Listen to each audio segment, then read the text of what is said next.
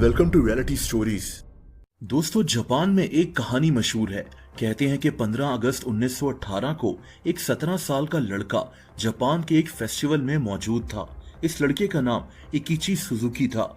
इस लड़के ने यहाँ से एक डॉल खरीदी, एक 40 सेंटीमीटर लंबी डॉल। इस डॉल के छोटे से बाल थे, जिसको जापान में ओकापा कहा जाता था।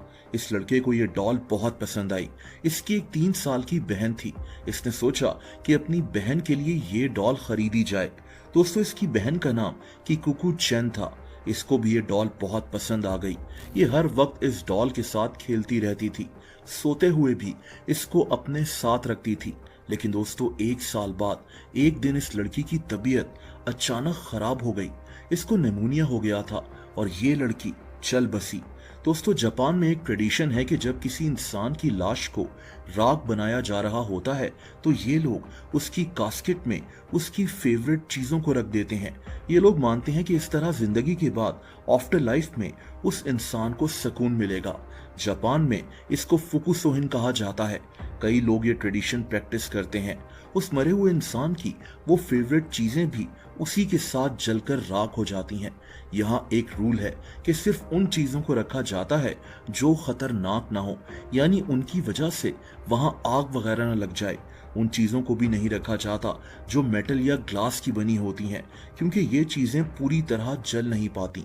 लोग अक्सर मरे हुए इंसान की कोई तस्वीर रख देते हैं या फिर उसका कोई फेवरेट स्नैक भी वहां छोड़ देते हैं। बहरहाल, अब हम इस कहानी पर वापस आते हैं। इस बच्ची के मरने के बाद इसके बड़े भाई ने इसकी फेवरेट डॉल इसकी कास्केट में रख दी।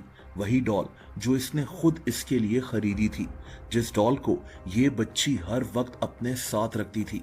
लेकिन दोस्तों, पता नहीं क्या हुआ कि ये डॉल इस बच्ची के साथ नहीं जल सकी।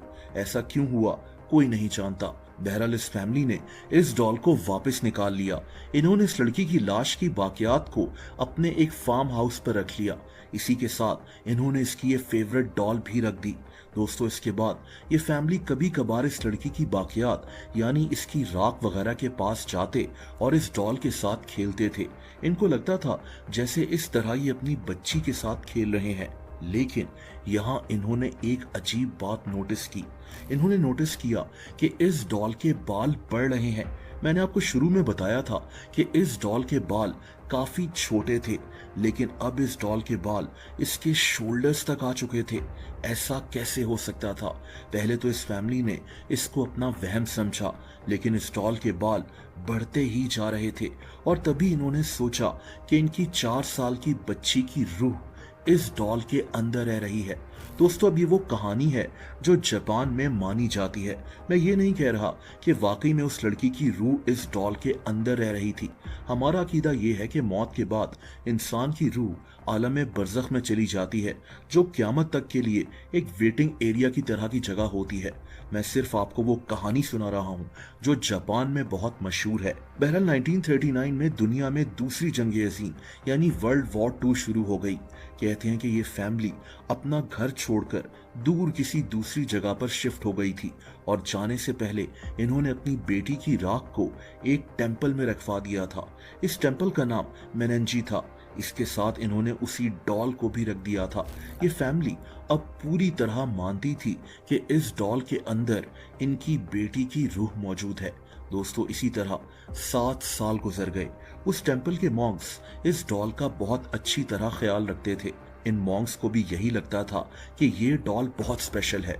इन्होंने इस डॉल का नाम ओकीकू रख दिया था। हैरत अंगेज बात यह थी कि इस डॉल के बाल अभी भी बढ़ते ही जा रहे थे।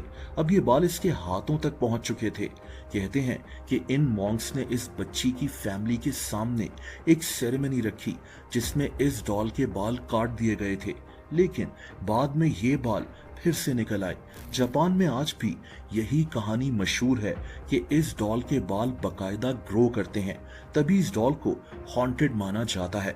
बहरहाल, इस फैमिली ने ये डॉल इस टेंपल में हमेशा के लिए छोड़ दी। ये डॉल आज भी इसी टेंपल में मौजूद है और जापान में काफी ज्यादा मशहूर है। इस कहानी का एक और वर्जन भी है, लेकिन ज्यादातर लोग इसी कहानी पर यकीन रखते हैं जो मैंने आपको सुनाई। लेकिन दोस्तों, कहानी तो एक तरफ, अब सवाल ये पैदा होता है कि एक डॉल के बाल कैसे ग्रो कर सकते हैं? ये नकली बाल होते हैं। क्या ये डॉल वाकई में हॉन्टेड है जैसा कि जापान के लोग मानते हैं? अब इस पर बात करते हैं। दोस्तों, इस डॉल पर जो बाल लगे हुए हैं ये दरअसल इंसानी बाल हैं।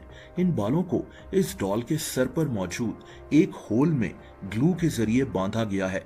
ये प्योर ग्लू नहीं था, बल्कि एक मटेरियल था जिसको टोसो कहा जाता है, एक पेस्ट जो वुड डस्ट और ग्लू का मिक्सचर होता है। ये बाल का जो पीस था ये बहुत ज्यादा लंबा था और तभी इसको फोल्ड कर कर इस डॉल के सर के अंदर डाल दिया गया था। असल में वक्त के साथ साथ यही ग्लू डिसॉल्व होती गई और वही फोल्ड हुए बाल बाहर निकलते गए और लोगों को ऐसा लगता रहा जैसे इस डॉल के बाल बढ़ते जा रहे हैं। ये है इस डॉल की असल एक्सप्लेनेशन। इस डॉल के बाल बहुत ज्यादा बड़े नहीं होते। ऐसी कई तस्वीरें इंटरनेट पर मौजूद हैं जो कि सही नहीं है। असल में इस डॉल के बाल वक्त के साथ साथ इसके सर से थोड़े से बाहर निकलते आए हैं और ऐसी इल्यूजन क्रिएट होती आई है कि इसके बाल बड़े हो रहे हैं। ये डॉल जापान में इतनी मशहूर हो चुकी है कि एक्सपर्ट्स ने बकायदा